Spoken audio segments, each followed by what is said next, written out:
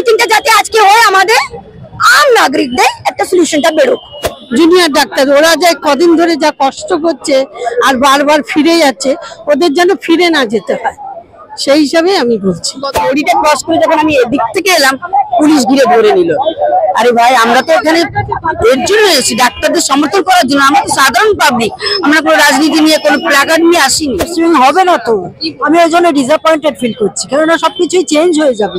দেখেন 36-37 দিন ধরে আমরা এই আন্দোলন চালিয়ে যাচ্ছি, কিন্তু সরকারের তরফ থেকে কোনো সদর্থক আমরা কিন্তু আশা আমরা এখনো পর্যন্ত আমরা পাইনি। প্রথম থেকে এই স্বচ্ছতা প্রশ্নেই কিন্তু আমাদের আপত্তি। লাইভ স্ট্রিমিং করলে কি সমস্যা তাতে, সেটা কিন্তু আমাদের কাছে আজকে পর্যন্ত পরিষ্কার হয়নি। শেষ দেখে আমরা ছাড়বো, কারণ কালকে বিশ্বকর্মা পুজো, যন্ত্রের দেবতার পুজো, আর ষড়যন্ত্রের দেবী কি করবেন এ আমরা এখনো বুঝতে পারছি না।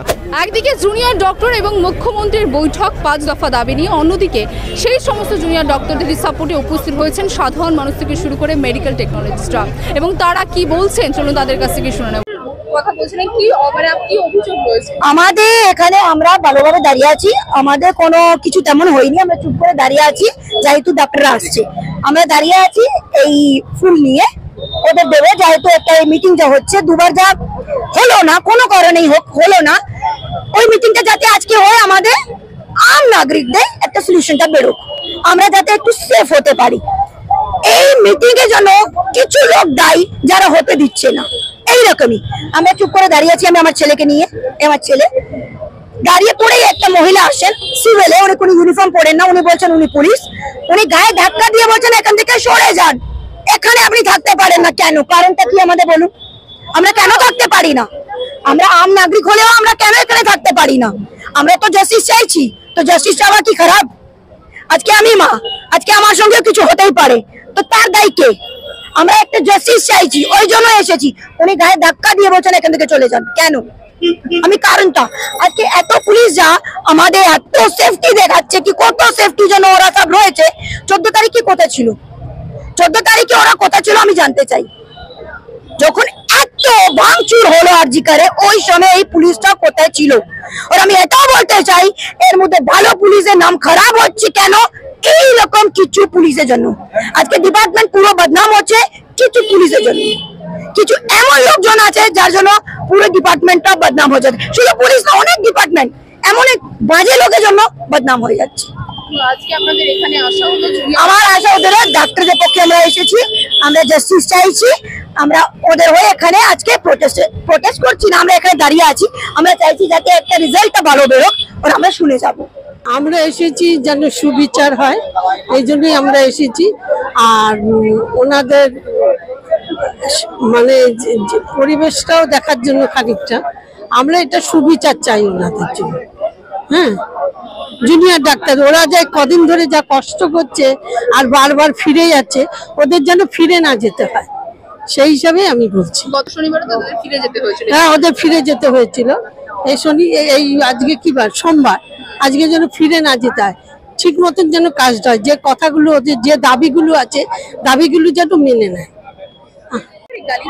আমি কালীঘাটের নয়, আমার বাড়ি হচ্ছে গড়চা, বুঝেছেন তো? আমি যখনই শুনেছি, আমি একজন টিচার, আমি যখনই শুনেছি যে ওদের মিটিংটা আমার কতদিনও হয়েছিল, আমি এসেছিলাম। মিটিংটা এখানে আবার হচ্ছে, তখন আমি এখানে দেখার জন্য এবং ওদের সমর্থন করার জন্য এসেছিলাম। পুলিশরা কেন জানি না কি মনে করলো যে বাড়ানো যাবে না, দড়িতে ঘিরে দিল। তখন দড়িটা ক্রস করে যখন আমি এদিক থেকে এলাম, পুলিশ ঘিরে ধরে নিল। আরে ভাই, আমরা তো এখানে এর জন্য এসেছি, ডাক্তারদের সমর্থন করার জন্য। আমরা তো সাধারণ পাবলিক, আমরা কোনো রাজনীতি নিয়ে কোনো প্ল্যাকার্ড নিয়ে আসিনি। ওনাদের প্রবলেমটা কি সেটাই বলছি, যে ওনাদের প্রবলেমটা কি? ওনারা যদি সেই 9 তারিখে ওই পুলিশের সঠিক ভূমিকা দেখাতেন, তাহলে আজকে কি ওই তিলোত্তমার এই ঘটনা ঘটতো? আপনি কি বলেন, ঘটতো কি? ঘটতো না। আমার মেয়েও ডাক্তারি পড়ে, আমারও চিন্তা পাস করার পরে সে যদি কোনো ডিউটি করে তার কি অবস্থা হবে? আমি কি ছাড়তে পারবো? আপনার মেয়েও ডাক্তারি করছে, হ্যাঁ। তার জন্য আজকে ডাক্তারদের কোথাও যে না, হ্যাঁ, তার জন্য না, আমার মেয়ে ডাক্তারি পড়ছে বলে না, শুধু না, সেটা তো আলাদা সুরক্ষার প্রশ্ন হয়ে দাঁড়িয়েছে। আমার মেয়ে ডাক্তারি না পড়লেও আমি কিন্তু এই জায়গাটাই আসতাম, বুঝেছেন তো? এটা প্রত্যেকটা মানুষের সুরক্ষার প্রশ্ন হয়ে দাঁড়িয়েছে। বেসিক্যালি আমার মেয়ে যেহেতু ডাক্তারি পড়ছে, আর একটু বেশি চিন্তা। আমার মেয়েকে সেরকম ভাবেই তৈরি করেছি সমস্ত পরিস্থিতির সঙ্গে লড়ার জন্য। কিন্তু এই সিস্টেমে লড়েও তো দেখলেন যে তিলোত্তমা উনিও লড়াকু ছিলেন বলেই আজকে তার এই পরিণতি হয়েছে। উনি যদি সমঝোতা করে নিত, মেয়েটি যদি সমঝোতা ওদের কথা শুনে নিত, তাহলে আজকে জীবনটা দিতে হতো না। হ্যাঁ, মেনে নিয়েছিল। চন্দ্রিমা ভট্টাচার্য তিনি বলেন আর বৈঠক হবে না, না সেই বিষয়ে কি বলবেন? আজকেও কিন্তু দেখা যাচ্ছে জুনিয়র ডক্টরদের লাইভ স্ট্রিমিং কিন্তু দাবি হচ্ছে না। না শোনা, আমরা তো চাইছি, ওরা চাইছে একটা সমাধান হোক। আমরা ডাক্তাররা চাই তো পাবলিকদের অসুবিধে করবে না, তারা তো একটা সমাধান চাইছে। 35 দিন হয়েছে, জাস্টিসটা তো চাই। ফলে উনি যদি বসতে চাইছেন দাবি, উনি যদি জেদ করেন, বাচ্চাদের মতো উনি জেদ করছেন। ছোট বাচ্চারা তাদের বড় এর প্রমাণ দেখালো, এসছে কি হয় দেখা যায়। আপনি কি এখানকার মানে? না, আমি এই কলকাতারই বেহালা থেকে এসেছি। আজকে শুধুমাত্র জুনিয়র ডক্টরদের যে বৈঠক আছে সেটা শুনে এখানে এসেছি? না, জুনিয়র ডাক্তারদের বৈঠক শুনে এসেছি। আমি সব জায়গায় যেতে চাইছি, কিন্তু সব জায়গায় যাওয়া সম্ভব হচ্ছে না আমার পক্ষে। কিন্তু আমি ওদের সঙ্গে পুরো মানে হার্ট এন্ড সোল আমি ওদের সঙ্গে রয়েছে, হার্টিলি রয়েছে ওদের সঙ্গে। আচ্ছা, আমরা দেখেছিলাম যে গতবার মানে আগে যতবার তারা বৈঠকে রাজি হয়েছিলেন কিন্তু লাইভ স্ট্রিমিং হয়নি, কিন্তু এবারও কিন্তু লাইভ স্ট্রিমিং হবে না। তো আমি ওই জন্য ডিসঅ্যাপয়েন্টেড ফিল করছি, কেননা সবকিছুই চেঞ্জ হয়ে যাবে, এডিট করবে, সব চেঞ্জ হয়ে যাবে। আমার ওই জন্য এই বৈঠক আমি সাপোর্ট করছি না। এটা বৈঠক করছে করুক, কিন্তু লাইভ স্ট্রিমিং হলে পরে আমি খুব খুশি হতাম। সেটা তো হচ্ছে না। শাসক দল ভয় পাচ্ছে, ওদের সব ভেতরের কথা বেরিয়ে আসবে, অনেক ভেতরে ঘোটালা আছে সেগুলো বেরিয়ে আসবে, সেইটাই হবে, আর কিছুই না। অনেক কিছু গন্ডগোলের কেস আছে, মানে ওপরওয়ালা মাথা হ্যাঁ হবে তো অবশ্যই। মাথা থেকে পা পর্যন্ত ওদের সব করাপ্টেড, সবকিছুই ওদের ধরা পড়ে যাবে। তাহলে সেই জন্য যদি মিডিয়া থাকতো তাহলে কি এটা হতো, বা ভিডিও যদি করতে দিত ডক্টরসদের তাহলে তো সেটা হতো না। কিন্তু ওরা করতে দিচ্ছে না, কোনো কিছুই অ্যালাউ করছে না। কিন্তু আমরা জাস্টিসের জন্য লড়ে যাব, আমাদের লড়তেই হবে।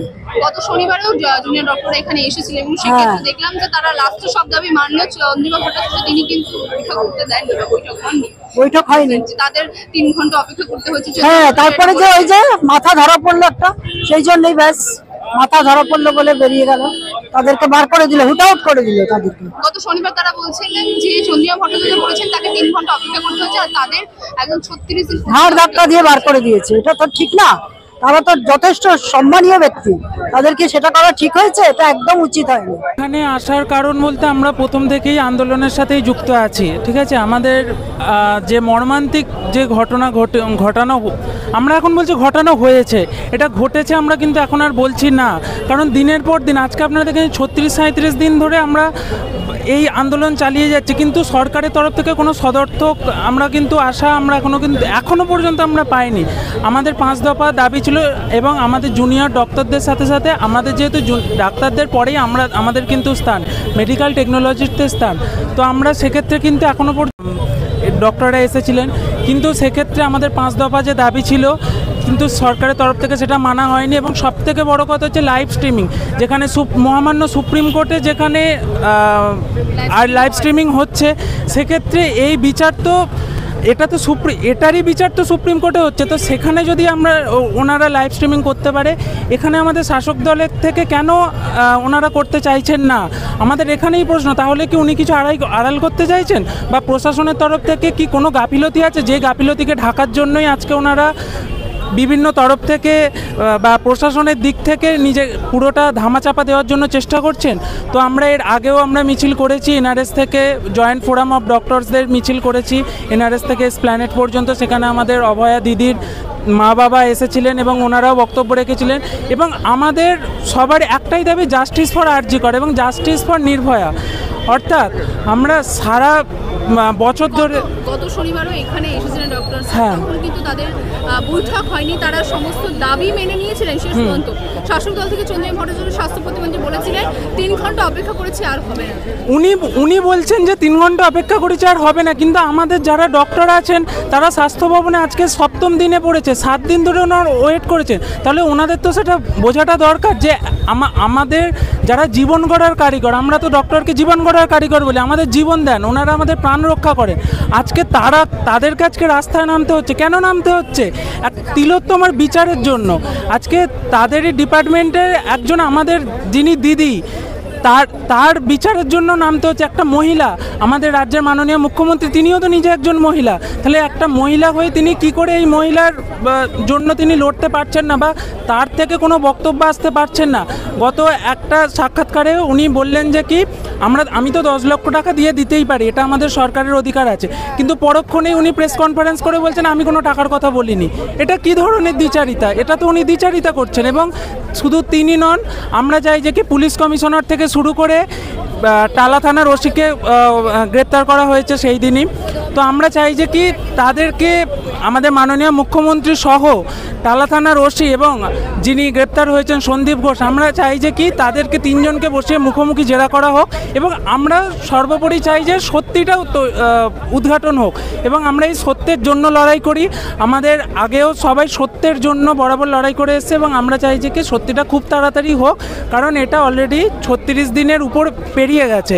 এবং আমরা সবথেকে বেশি যেটা দাবি করছি যে 14ই আগস্ট রাতে যে ঘটনাটা ঘটলো, অর্থাৎ আরজি করে যে হামলার ঘটনা ঘটলো, এটা কেন ঘটলো এবং কারা এই যে দুষ্কৃতী, এরা কারা এবং এদের মানে চালনা করেছে কারা, চালিত করেছে কারা, এবং এই ঘটনাটা যতদিন না আমরা বিচার পাই ততদিন আমরা লড়ে যাব। এবং আজকেও আমাদের দাদারা জুনিয়র ডক্টররা এসেছেন এবং আমরা আশা রাখছি যে মুখ্যমন্ত্রী আমাদের সব দাবি মেনে নেবেন এবং মেনে নিয়ে, আমরা তো কোনো ভুল দাবি করছি না বা অযৌক্তিক আমরা দাবি কিছু করছি না, আমরা চাই যে কি সুষ্ঠুভাবে বিচারটা হোক এবং বিচারের দাবিতে আমাদের এই যে টানা ধর্ণা দিচ্ছি আমরা বা আমরা যে রাস্তায় নামছি বা দিদি আমাদের অভয়ার জন্য আমরা যে নামছি এবং আমাদের এটা যেন সার্থক হোক। প্রথম থেকে এই স্বচ্ছতার প্রশ্নেই কিন্তু আমাদের আপত্তি। লাইভ স্ট্রিমিং করলে কি সমস্যা তাতে, সেটা কিন্তু আমাদের কাছে আজকে পর্যন্ত পরিষ্কার হয়নি। এবং হচ্ছে গিয়ে দেখেছি আমরা যে বারংবার দেখেছি যে মুখ্যমন্ত্রী এবং তার দপ্তরের পক্ষ থেকে যেটা এসছে যে লাইভ স্ট্রিমিংয়ে আপত্তি, সরাসরি কথা বলতে আপত্তি, একটা গোপন খুব বিষয় নিয়ে আলোচনা। কিন্তু ডাক্তারবাবুদের যে আন্দোলন ছিল, যে দাবিগুলো ছিল, যে 5 দফা দাবির ভিত্তিতে এসেছিল, সেখানে গোপন করার মতো কোনো বিষয় ছিল না। এবং মাননীয়া যদি চাইতেন সেক্ষেত্রে এমন কোনো প্রশ্ন যদি ডাক্তারবাবুরা সেক্ষেত্রে করতেন যে প্রশ্ন কোর্টের এখতিয়ারভুক্ত, সেটা তিনি খুব সহজেই বলতে পারতেন যে এটা কোর্টের বিচারাধীন বিষয়, এটা কিন্তু আমরা আলোচনা করতে পারি না বলে থামানো যেত এবং সেক্ষেত্রে কোনো সমস্যা ছিল না। কিন্তু আমরা বারবার দেখেছি যে অপরাধ এবং সেই অপরাধকে ঢাকার জন্য যে চেষ্টা, যে নির্লজ্জ চেষ্টা গত 9 মাসের 9 তারিখ থেকে চলছে, সেই নির্লজ্জ চেষ্টা কিন্তু এখনও অব্যাহত আছে। সিবিআইয়ের চেষ্টায় দোষীরা এবং দোষের সঙ্গে সরাসরি যুক্ত এবং সেই দোষ করতে যারা সাহায্য করেছে, সমস্ত মদতদার যারা, তারা কিন্তু সিবিআইয়ের তদন্তে খানিকটা আমরা আশার আলো দেখেছি, যে সিবিআই তদন্তে খানিকটা আশার আলো আমরা দেখলেও আমরা কিন্তু আশা রাখছি, কিন্তু আমরা নিশ্চিত নই, আমরা নিশ্চিন্তভাবে ঘরে বসতে পারছি না। আমরা মাঠে ময়দানেই থাকবো, আমরা জুনিয়র চিকিৎসকদের পাশে থাকবো এবং এই আন্দোলনকে এর শেষ দেখে আমরা ছাড়বো। কারণ কালকে বিশ্বকর্মা পুজো, যন্ত্রের দেবতার পুজো, আর ষড়যন্ত্রের দেবী কি করবেন আমরা এখনও বুঝতে পারছি না। তাই আমরা আশা রাখলেও আমরা কিন্তু রাজপথ ছাড়ছি না, আমরা দিকে দিকে আওয়াজ তুলব। বাংলা হান্টের আরো খবর দেখতে নজর রাখুন। বাংলা খবর মানেই বাংলা হান্ট।